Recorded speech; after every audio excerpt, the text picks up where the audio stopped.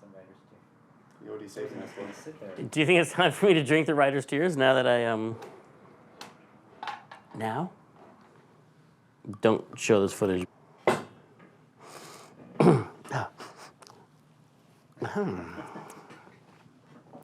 So here's to the writers, meaning me. Congratulations, Tim.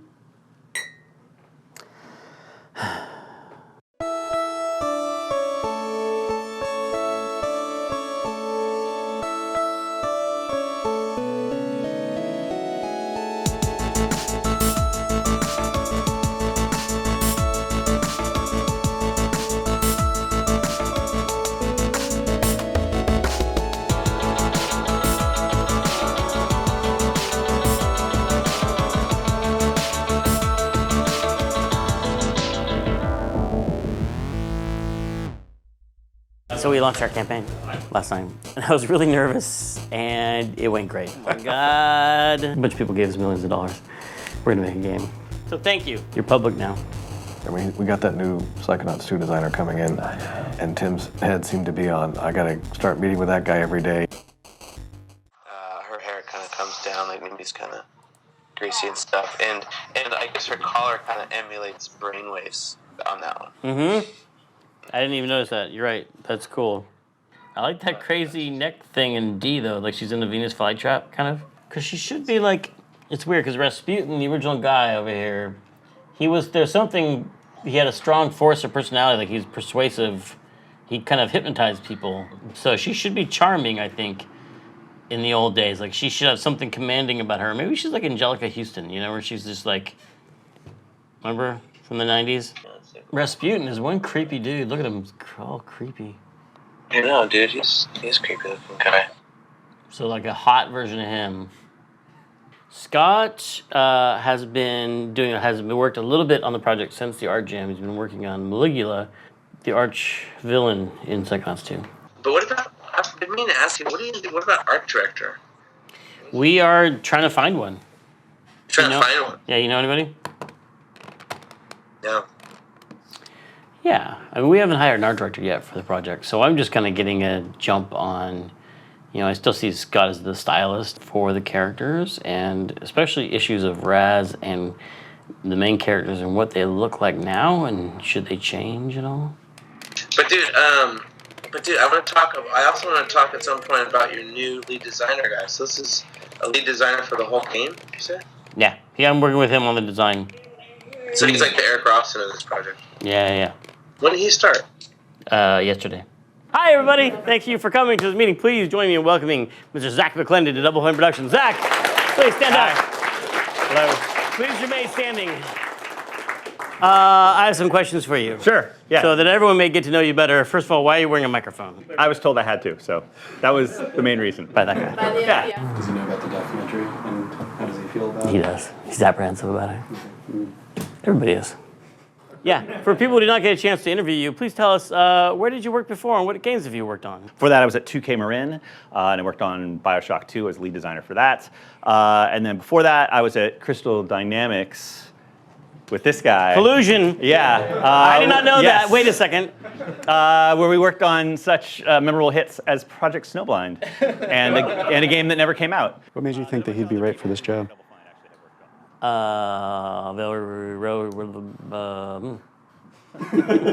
showed up. No, he just highly recommended from Lee, first of all, and I really respect Lee's opinion. And he used to be JP's boss, and all these designers that I know, he was like the boss of them. So I guess that makes him better, right? That makes him better than all of them. No, he comes really highly regarded and recommended. And I met him, and he was just really easy to talk to, very smart guy. Just like, you know, when you're interviewing someone, you get that feeling of like, oh, when I hear them talk, I really, really want them to come do this talking in the office. Like, they're like, oh, all the things you're saying, I want you to come do them here at the office. What are you going to be doing here? I am going to be on Psychonauts 2 with this man right here. I think that's what I'm doing here. Is that the right answer? In case you guys didn't get that, he's the lead designer on Psychonauts 2. Okay, now you can sit down, so now people know. Did you happen to play Psychonauts when it came out originally? Yeah, I did. I played it on the Xbox. I finished it. I got all the way through Meat Circus and everything. I mean, replaying it now, I was really struck both by just how ridiculously ambitious that game is and how much is in it from all different kinds of genres and just pure content and ideas, and then how well it's actually pulled off for a new team that's building a game together for the first time, and it's just so constantly inventive and funny and human and charming. So. Do people want to take a break, go to the bathroom, get sodas or anything? Sodas. So the first meeting, I want to just talk about Psychonauts 1 and what people thought about it in terms of what's important about the game, what is sort of the essence and the core, and like things that you think are like, it wouldn't be a Psychonauts game if we didn't do these things or have these things in terms of the gameplay and the story and the spirit and the feel of the game. And then stuff that was good about it, stuff that was bad about it, stuff you'd expect to see fixed. What does the game mean to you, and what is like gives it its unique personality? Should I start? Anyone. It would be awesome if we could preserve that extreme like departure from your normal gameplay in the mind worlds versus Right, like there was the duality of the Yeah. normal world being sort of closer to a normal video game, and then the minds being like really, really diverse and crazy. So that those extremes. And then I think a lot of the other things that are going to come up for Psychonauts 2 are going to be, surprises for us and for the audience for the game, and we're not really going to know, and we're really going to try to, embrace what was good about the game, which was its endless inventiveness, and every time you went into a brain, not knowing what the rules were, not knowing who was going to be there, not knowing what the enemies or any specific gameplay might be. Yeah. And you could tell no one cared about the schedule. Yeah, I can't believe someone did this, but I'm glad they did because it's super cool. Yeah, that's the sort of thing that I feel like in a 2 that we would have problems with, justifying some of that stuff. Yes. And I feel like that's going to be a... Yeah, I mean, I think the hope is Tension. definitely going to be. So that's sort of the last of big studio involvement stuff for Psychonauts 2 until people start rolling onto the team. So if you have ideas, if you want to talk about anything, if you want to talk about involvement on the project, come talk to me. Zach's done things like involving everyone in the brainstormings for the minds and having those meetings. That was a great impulse of his to, whereas I'm kind of more like isolated, like I'm just gonna be by myself with my notebook. Zach's definitely been driven to like, let's get everybody brainstorming from the very beginning, and I think that was really helpful to make everyone feel tied into the project. I mean, I guess the biggest thing that I want to accomplish is just improvement on the stuff that is obvious and obviously fixable. Some of the things with the camera, the core controls on Raz, the sort of overall level of polish in the core gameplay. I think there's a lot of bits of Psychonauts that are sort of charmingly lopsided and don't quite fit together in a way that people expect and want from a modern game. It's not easy to do. It takes time and focus and polish. But I think that's the thing that Psychonauts absolutely has to hit for a number 2, is to be as good a platformer game as anything else out there. The other one that's further, it's a move that I think I really like, which is rolling up in your ball. He has his thought ball around him, and you steer him around like a little morph ball. Wait. I missed the beginning of that. Wait. I was still thinking about the last one. He curls up into it. He curls up into it, and you roll him around like a little marble. So like Metroid. Like Metroid.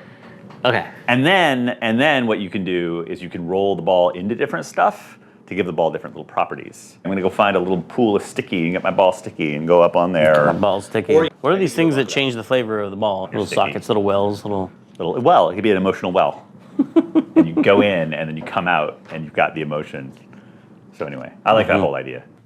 No, I mean, hopefully you find something fresh and interesting to do about it that means, that's not just like we like this kind of thing. We like double jumps, so we're putting double jumps in the game.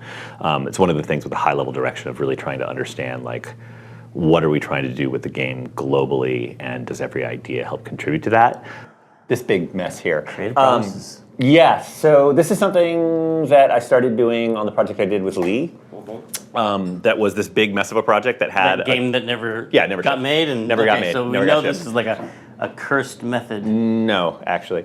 Well, the problem with that game was it had a million ideas in it, and we didn't really know what its focus was. And so, Luckily, we have a limited board space. we have limited board space. So and we're it not comes going on to the get... board. Yeah. Yep, You are an acrobatic psychic. that's important. Hilarious. Hilarious. That is. This game is going to be hilarious. See, I was just going to put like comedy or humor, but hilarious adds a sort of raises the stakes. It does. like it actually. I like to aim high. That's why I use the phrase creative promises, because it has a moral component. You can go into people's minds. I mean, that's hand in hand with being a psychic. Yep. And it's the main organizational Yep. structure of the game. Yep. You want to put that, so that would argue for it like being Number one. number one. Probably. You can pick literally like hundreds of different things to value within the experience from a design point, and having a set of them that you can articulate to the team and say, for Psychonauts 2, actually, novelty is really important. That's why in your level, Raz gets turned into a worm and has totally different sets of controls. Gets cut in half, turns into 2 Razes. Yeah. But it is a useful thing for the team, because if you're making a game that's a first-person shooter and people are trying to put puzzles in it, it's just like, look, we're not doing puzzles. And I think the plan that Tim has for the story of the game and the setting of the game is really strong. We have an idea concretely of the core setting of the game and the core story of the game, and that's a great place to start. So. Cool. Hey, everybody.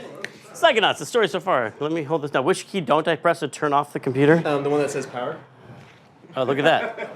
It's right here. This is my keytar. All right. So, where we last saw Rasputin. Yeah, this is not going to be a fancy presentation. Google image search.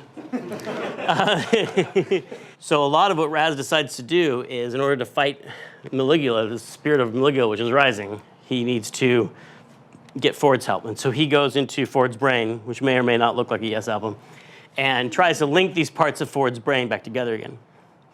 And once he does, Raz discovers a terrible secret about Ford, which is that he wasn't shattered by Maligula. He shattered his own brain, because when he dug deep into his brain, much like the greedy dwarves of Moria, he found an evil within all of our collective unconscious, dark, dark psychic power within his own head that he needed to fight Maligula, but he couldn't control it. And I think of it as a mental Balrog, or Malrog, if you will, that starts to try and take over Ford's brain. It starts to kind of come up and turn Ford into something else. And Ford shattered his own brain to quarantine that creature into one of those little floating islands, if you will, in his brain. And so when Raz heroically brings them back together, he's like, yes, Raz, I knew you would do this. I knew you would, but you didn't bring that one last piece, did you? And he's like, what? I also love stories in games, and I love writing in games. And so working with somebody who has a much stronger understanding of how to bring that human side and the story side into games is always like a really nice compliment for me, and a nice struggle to try to account for both of those things. Okay, thanks for coming. See you later. Awesome. Hey, clapping. I'm excited also because no one else is on the project right now, and having just me and a designer never started out a game that way. Just being able to focus on just the design before they start throwing resources on us, because everyone's busy on Rhombus of Ruin or Headlander, but a lot of them are going to come on the project, and then we got to like be ready. So we have to be in that place that we were on Day of the Tentacle, where we're like over prepared and designed. So that's an exciting place to be. Okay, what are the brains? What are the 10 brains? But I don't have the brains, because that's all. So the brains I know about. So You're almost going to say, I don't have the brains, that's all you. And I was hoping that we'd get that on camera, but Yeah, no, just didn't be happen. ready in It case didn't he does that happen. again, Didn't you guys. Great. Another Psychonauts news, Psychonauts 2. We are moving on to brainstorming. Brainstorming about brains. Meta brainstorming, which is awesome. What do you think? Do you have any? What do you think about that system as far as what I saw as the components of every brain? I have the doc. I have your doc, because I didn't put everything It's in with all the same headings. occupation or role of the host. Yeah, host's role, the mental condition, the setting, the aesthetic, and the twist. But a lot of things were hard to fit into those charts, like Yeah. paranoia, where Yeah. there's kind of a theme, but I think that comes more out of the I think the mental mental condition? becomes the theme yeah. of the whole thing. Like everything, the twist should relate to that. To me, like it all kind of comes out of the mental condition is the central one. My instinct is that if you really strongly try to hit on each one of those as all 5 columns being super unique, it'll probably be a little crazy, as opposed to like one of them being the central one and then the other ones kind of support it as necessary. Well, a lot of them were just settings. Like, what about a demolition derby? Yeah. And they don't really. That's not enough for the brain. Yeah. Just put a setting. But but putting them on the chart, it lets you see how they could be combined. Yeah. No, I'm not arguing against it at all. I think it's great. Stop arguing. I'm not arguing against it. I'm not. I was not. I was saying the chart is great. Stop arguing against the chart. Okay. All right. Then good. Hairdresser. Yep. World of Hair. Well, because we kept thinking we had like all that hair stuff we never used in Broken Age, and we always wanted to have a World of Hair because it would drive the programmers nuts, right? That's why. Atari 2600 box art. All those covers were awesome. Gambling Addict. Hilarious. Beehive. Cool and weird. So what would that be like? Could you go to a world that was full of just Macy Day balloons? And you're just a big balloon, but you're controlling all the people on the ground that are driving you around. There's no platforming. It's a bad idea. Stay out of the brains. Now on stomachs. I'm all about going in stomachs. There's a separate group. There's the stomach knots that just fire in. And Gastronauts. The gastronauts. They go in. All right, so I'm gonna write that down. Let's do one this way. All right. Brain in a jar. Jar. The host is a brain in a jar. Okay. They have Peter Pan syndrome. It looks like old movie posters, and the twist is Rashomon. And the setting is Wait, Peter Pan movie poster. a carousel. Done. Poster. This is easy. Rashomon. I should have brought a notepad. Might be a little too much going on in that one. Peter Pan. But, Yeah, not wanting to grow up.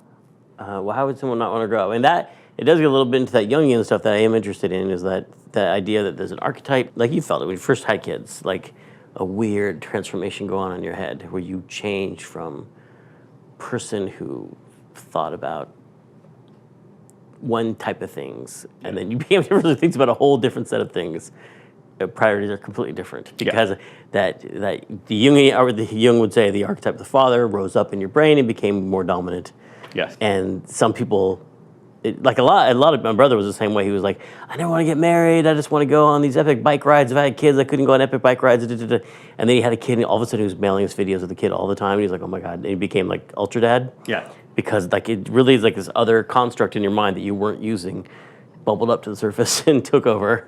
And like he came fully formed. And that's what's so shocking about this. He knew everything about how to be a super dad. Like all of a sudden he's like, dad time, gotta get the ugly clothes, make bad jokes, like just overnight. The puns. Yeah, just overnight change, and I think there's something to that, you know, that these different roles are dormant until they're needed in your brain, you know. Repressed, that goes with censored thoughts. There you go. There you go. It's a really repressed Timeline person. scrub, because like you're examining it, you can examine the censored thought over and over again or something. Lily. Oh man. Interesting. Oh man. So Lily is hiding her thoughts about Raz, or hiding thoughts about something else interesting. or what in her she wants past. to do instead of being a psychonaut. Okay, you gonna flip over some more? One more. All right. Now I'm worried that you think this is going to go on for too long if you do this for a number of days. No. If you say you want to start wrapping it up, So- does that mean you think of all the ideas we need are in this? No, we could do this forever. We could do this forever. So as long as it's a finite amount of time. Yeah. And like I said, there's no there's nobody What on if the we other just end. kept doing it until all the ideas are perfect? Okay. Sure. That worked. No, we're going to do it for 4 or 5 days. Yeah, that's fine. We'll spend 5 days. We'll spend the last day, whether that's Thursday or Friday, Yeah. wrapping it up. All right. Or extracting our favorites. Okay. 4 or 5 brains. All right. Well, however you want to do it. However you, that's what I said. The brain. You're in the driver's seat of the brain stuff. He's going to say it. He's going to say it. I said he's in the driver's seat with the brain stuff. See, I'm not going to say.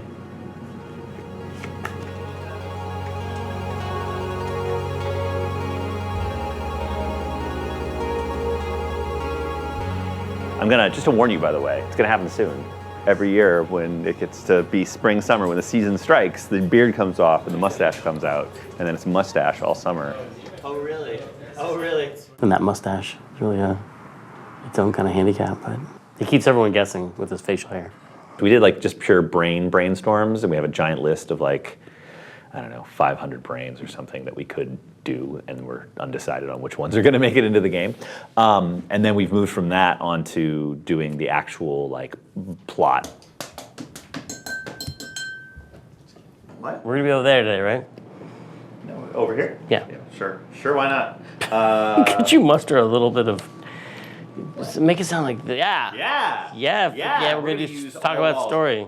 We did brainstorming on minds a lot, and then we were getting near the end of our note cards, and we felt like we hadn't done enough with the story yet. I think it's just like, to use my favorite knot analogy all the time, like you can't just grab one string of a knot and just unravel the whole thing.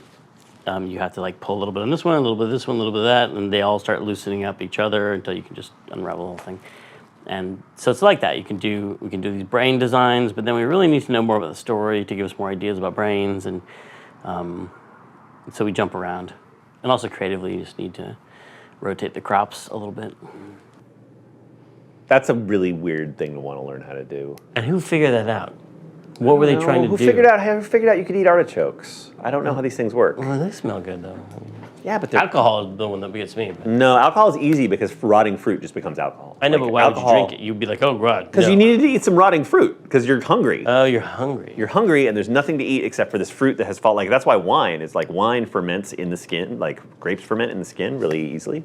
And so if you just have like grapes that have fallen on the ground and you're just like, I am starving, there's nothing but these grapes that are on the ground, start eating them and you're like, And those grapes. Suddenly I get along with those my grapes family a lot better. Make being a hunter-gatherer seem like less of a bummer.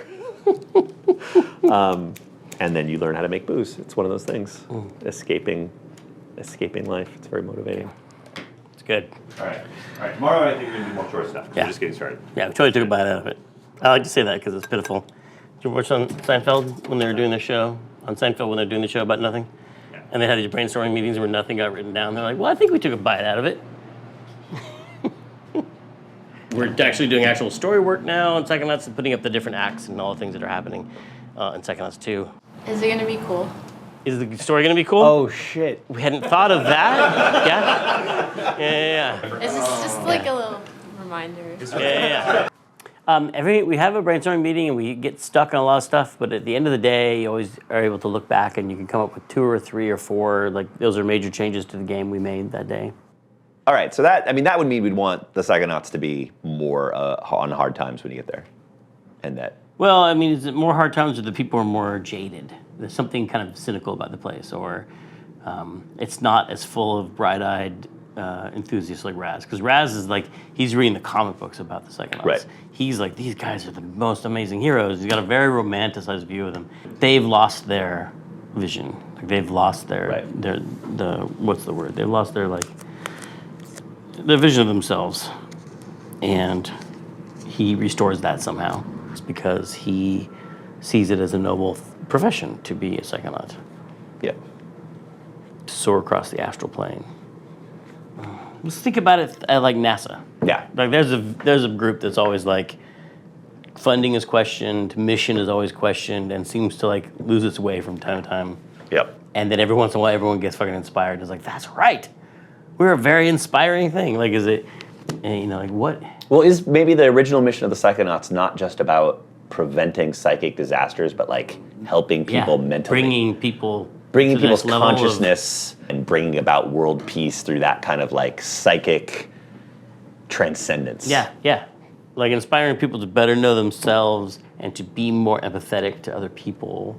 So maybe there's like an original hippie mission of the Psychonauts.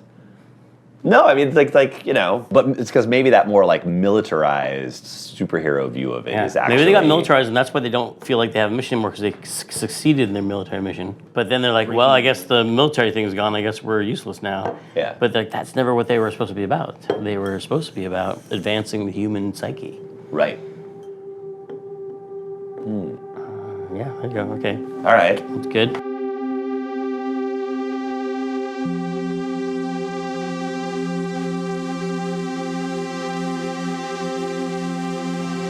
And so it's never a waste. But some days are more frustrating because the one thing you're trying to figure out, you just can't figure out. It's, it could be a simple history thing. Yep. Or there's some horrible psychic terrorist event happened that leads to points like, this looks like the work of Maligula, but she's been dead for blah, blah, blah. Yep.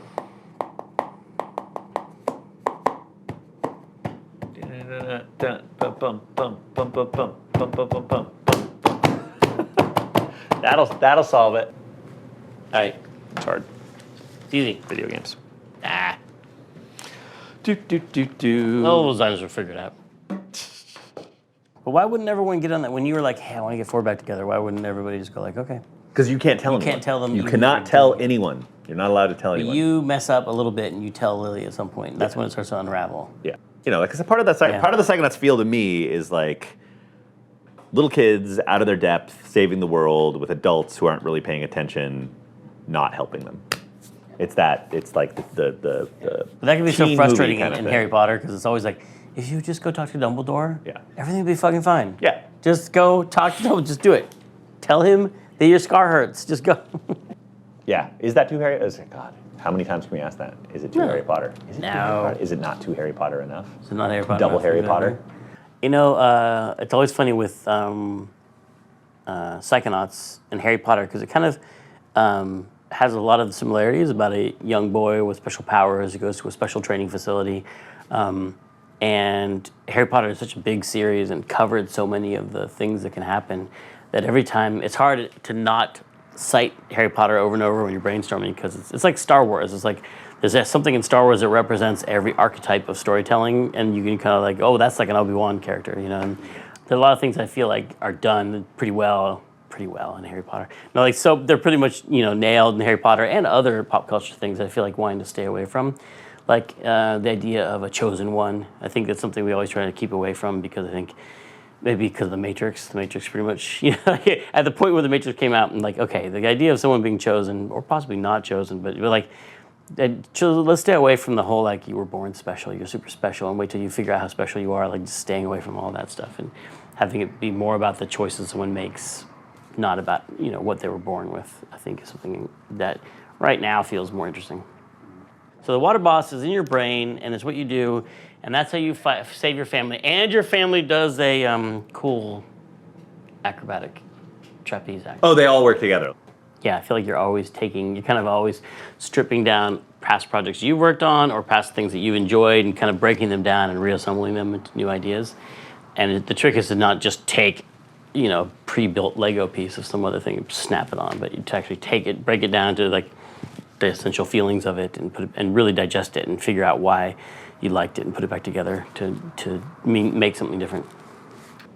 Yes. Do we have everything? Are we missing something? It's a video game. That's a video game.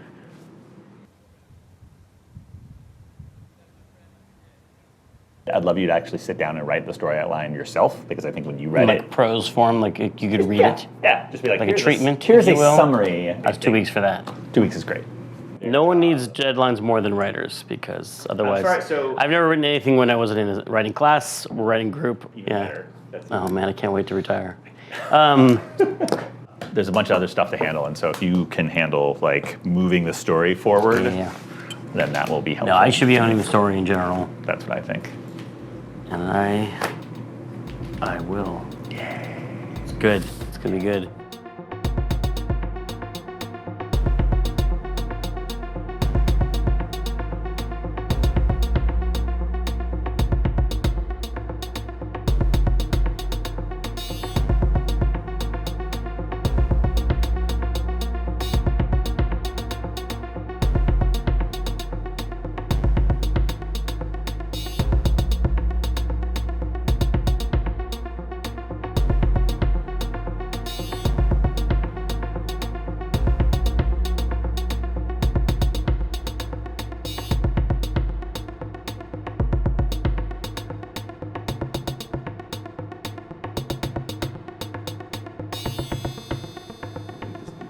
Oh, I thought you were reading. No, I just. Oh, finished it. okay. I was reading. All right. It's first draft. It is a. I don't know why that took so long. But I'm never writing again. Well, good. We should talk about writing now. Now that I finished my document, I had a writer's block on that document for a while. Writer's tears. I've saved this for a long time. But now that I finished the document, I can actually drink writer's tears.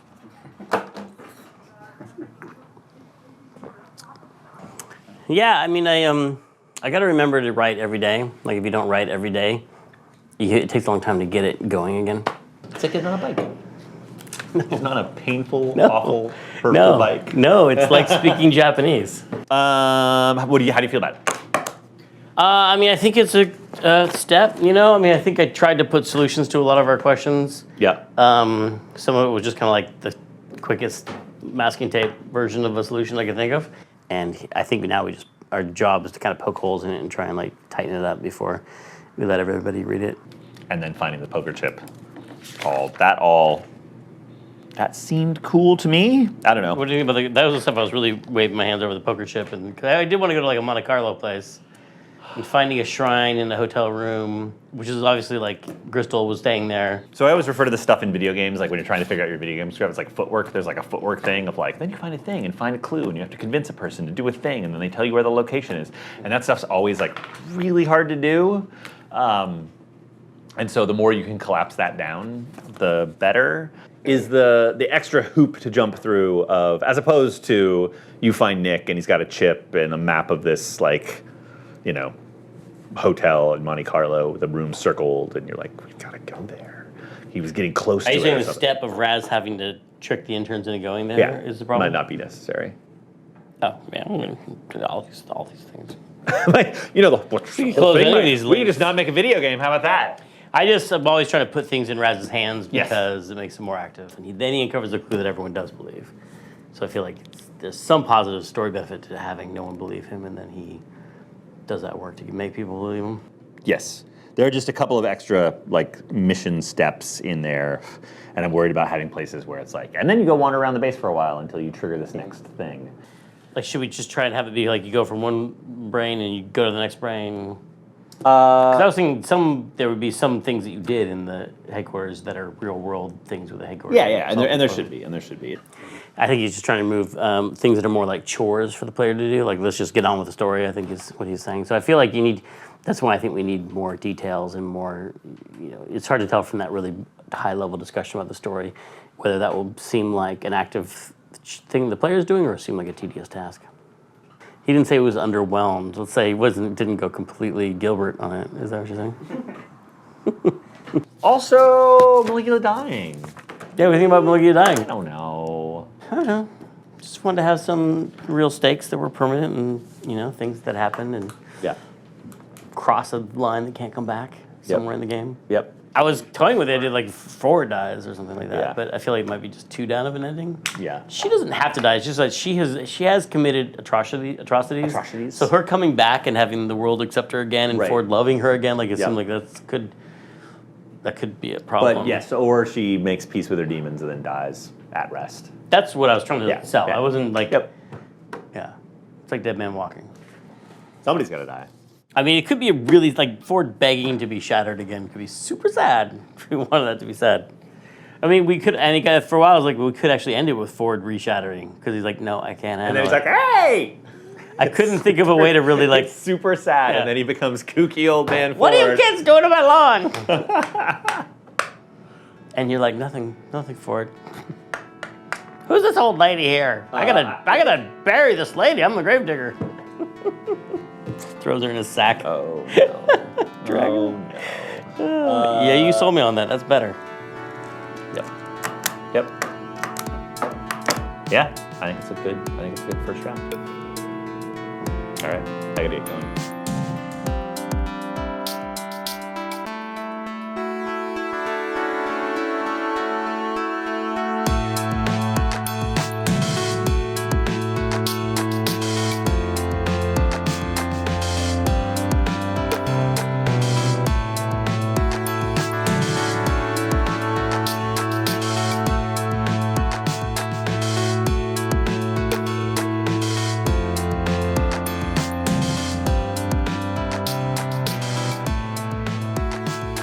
Have you ever had a pee that was felt so good you're like, oh god, wait, what if I'm dreaming right now?